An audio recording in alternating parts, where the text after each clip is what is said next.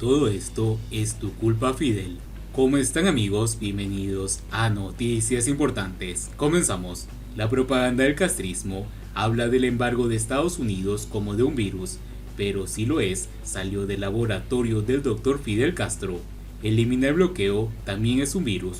Fue el latiguillo aprobado por el Departamento Ideológico del Comité Central del PCC para intensificar por estos días el show mediático en la ONU de propaganda victimista que hace el castrismo con este tema. Pero el bloqueo no es un virus natural, sino producto del laboratorio del petulante Dr. Castro, quien aún sin acabar su conflicto con Batista, se sinceraba en una carta íntima anunciando: cuando esta guerra acabe, empezará para mí una guerra mucho más larga y grande, la guerra que voy a echar contra ellos, Estados Unidos. Me doy cuenta que ese va a ser mi destino verdadero, y lo fue. Fue su obsesión durante las largas décadas como dueño de Cuba. Es sabido que Fidel era un narcisista de manual, no solo porque así lo describió su perfil psicológico que hizo en los años 60 la CIA, porque algunos que lo trataron cuentan que su ego, su necesidad obsesiva de admiración y su intolerancia a la crítica, sino porque además es históricamente demostrable su carencia de empatía. Este narcisismo acentuó en el drama interior que él describió en Fenomenología del Espíritu y denominó dialéctica del amo y el esclavo, drama que explica la imperiosa necesidad de Fidel de confrontación como respuesta a su admiración no correspondida a Estados Unidos como si fuera su alter ego y validar así su patología de autopercepción. Cuba se le quedó chiquita. Una vez que el pueblo cubano se rindió ante Fidel, el amo, la validación que ofrecía este pueblo, el esclavo, ya no era suficiente. El drama del amo es que una vez que logra dominar a su contrario, se siente limitado por este. Se encuentra poseído a su vez. La satisfacción de la denominación se vuelve hastío y regresa al vacío que solo llenó la lucha por el dominio, no el dominio mismo. Cuba terminó siendo solo una plataforma, una herramienta para que Fidel se erija en la figura de talla mundial que su ego anhelaba, un inerte instrumento al servicio del destino de un hombre que consideraba a Estados Unidos la mayor superpotencia de la historia, el único enemigo a su altura.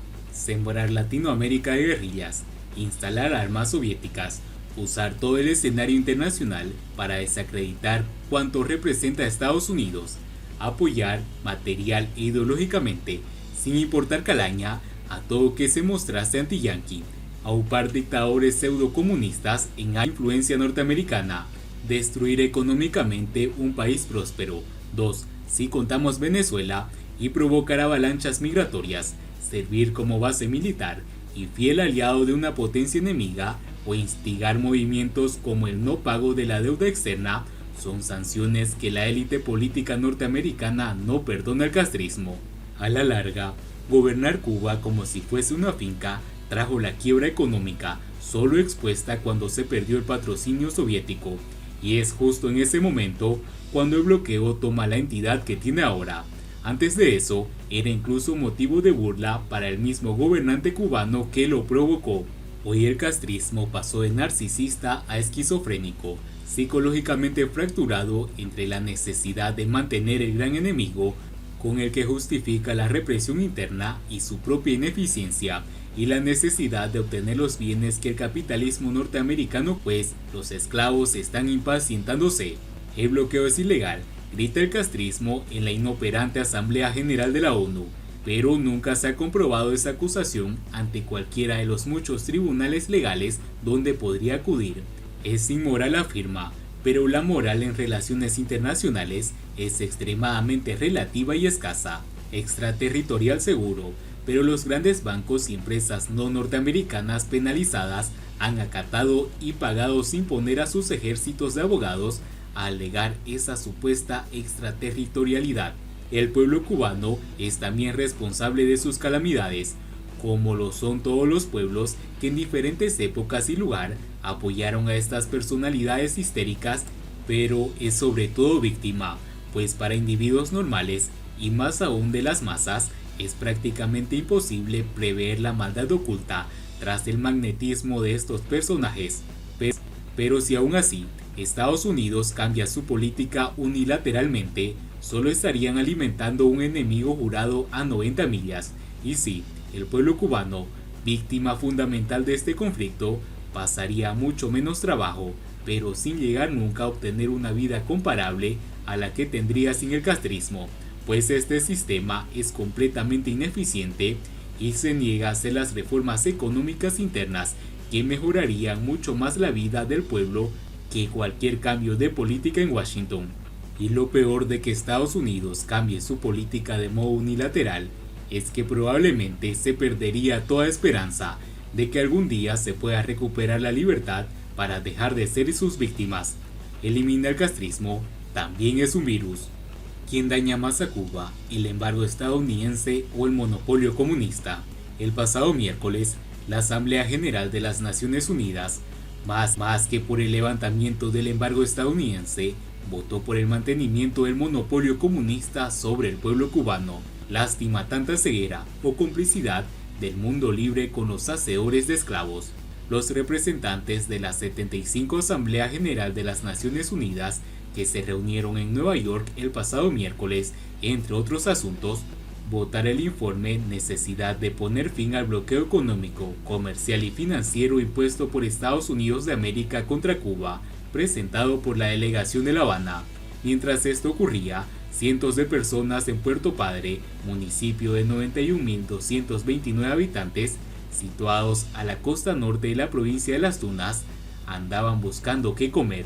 Tomo como punto de referencia la mendicidad material, espiritual, de crisis de valores morales y humanos en Puerto Padre, otrora próspera ciudad portuaria hasta el año 1959. La aduana era la sexta en el país en recaudación de impuestos, con cañaverales que en 1952 hicieron del Central Delicias el primer productor de azúcar de caña del mundo. Hoy el cubano es por fuerza mayor errático, explorador extremo y delictuoso, en las condiciones de necesidad autoimpuestas por el monopolio del Estado totalitario, donde, salvo por el autoritarismo, que es su cualidad intrínseca, reina lo impredecible, lo lícito hoy mañana es prohibido. Es inevitable que el ciudadano transgreda valores de los que, en otras circunstancias, sería respetuoso. Pero, ¿quién bloquea a Cuba? ¿El bloqueo yanqui o el monopolio de los comunistas cubanos? Para mayor credibilidad de sus seguidores, los comunistas del mundo, en el recién concluido octavo congreso del PCC, el propio Raúl Castro da respuesta a esa interrogante cuando dijo: parecería que el egoísmo, la codicia, el afán de mayores ingresos provocan en algunos aliento para desear que se inicie un proceso de privatización que barrería los cimientos y las esencias de la sociedad socialista, dijo el general dictador del ejército en su informe, y añadía: otros esperando hacer estallar el principio socialista del monopolio del Estado sobre el comercio exterior, vienen reclamando que se autorice la importación comercial privada en el ánimo de establecer un sistema no estatal de comercio exterior. Está de más decir que la Asamblea General de las Naciones Unidas, más que por el levantamiento del embargo estadounidense, votó por el mantenimiento del monopolio comunista sobre los cubanos.